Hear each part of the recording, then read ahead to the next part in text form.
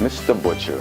I've known Jon Butcher most of my professional life, and actually used to live with him. And one thing about Jon that a lot of people don't know is that he is so funny. We sit around and we laugh just about anything. I met him at a clothing store way back in the day, probably early 70s, when he just got off tour with Sly and the Family Stone.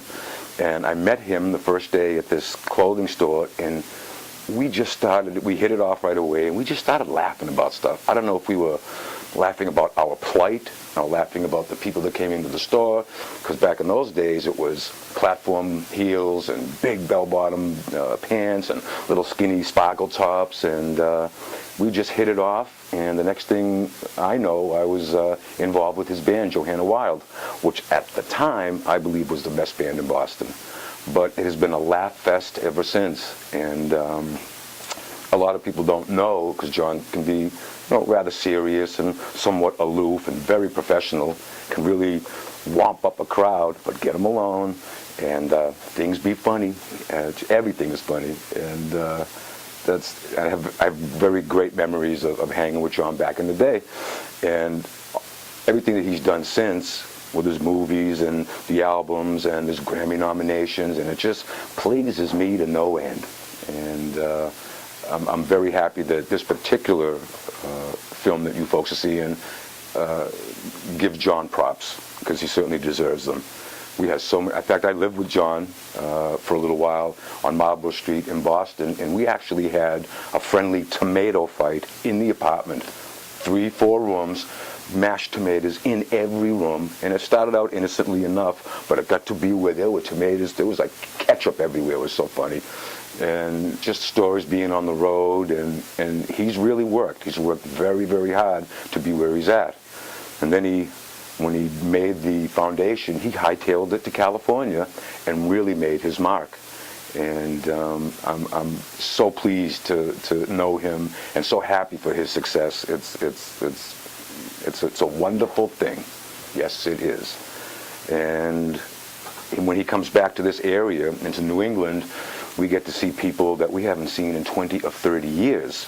And of course, that's all funny stuff too, because we'll get in the corner and just look at them and, look at this one, look at that one, look at this one, and try to hide from some people, trying to get at others, but it's always a good time. He's always in great spirits. He knows how to get the most out of his different bands, from Johanna Wild to Jon Butcher Axis to the different incarnations that he's had over the years. It's just great, and people love to see him. In fact, I wish that he lived closer. I would love to spend more time with him on this end of the world, but he's quite the artist. And it's not just his musical prowess, but he's very well-spoken. He can be very classy when called for. People respect his opinions, and they listen to him. And he don't suffer fools at all. He will just as soon walk away from you than engage in something that's just not his cup of tea. But musically, one of my favorite people to listen to, and just the diverseness in his repertoire is really something else. And not to dance around the elephant in the room, but here's a black man in a rock and roll band which has normally only had 2 or 3 other people, Hendrix perhaps and Thin Lizzy perhaps, but there's Jon Butcher up there rocking like Dawkins and beating the pants off of every other band in New England at the time. It was great. It was great. Some of my finest memories and warmest memories were with Jon and his band of Johanna Wild. So there you go. He has many friends here, and he'll continue to pick up friends as he goes along.